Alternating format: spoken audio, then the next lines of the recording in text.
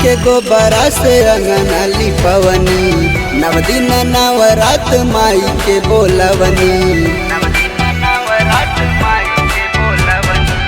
गाय के गोबरा से अंगना लिपवनी नवदिन नवरात माई के बोलवनी।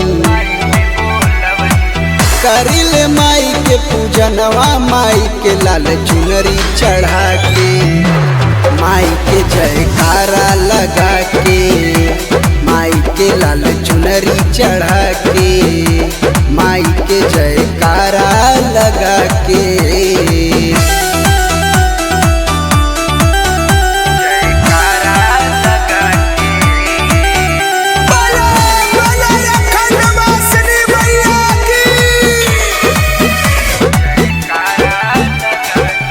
लागे की माई के चूड़ी खन के बिंदिया चम चम करे। इधर बार सजल बा प्यारा ज्योति जर जर जारे।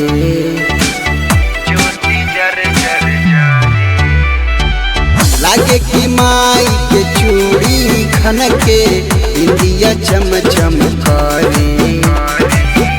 दरबार सजल बा प्यारा अखंड ज्योति जरे।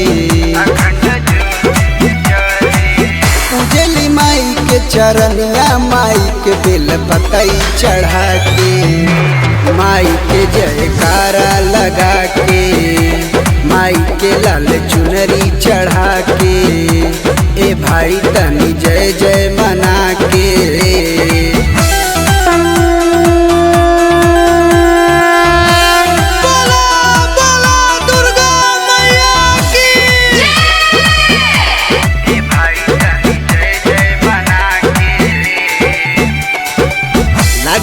नीतीश निराला अइले माई के दर्शन करे।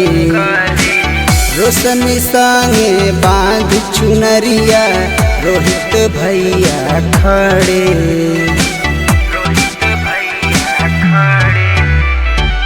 लागे की नीतीश निराला अइले माई के दर्शन करे।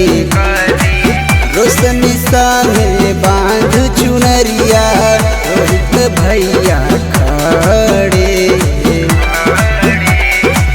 नाच माई के पंडलवा राहुल जी के गाना बजा के माई के जयकारा लगा के माई के लाल चुनरी चढ़ा के ए भाई तनी जय जय मना के।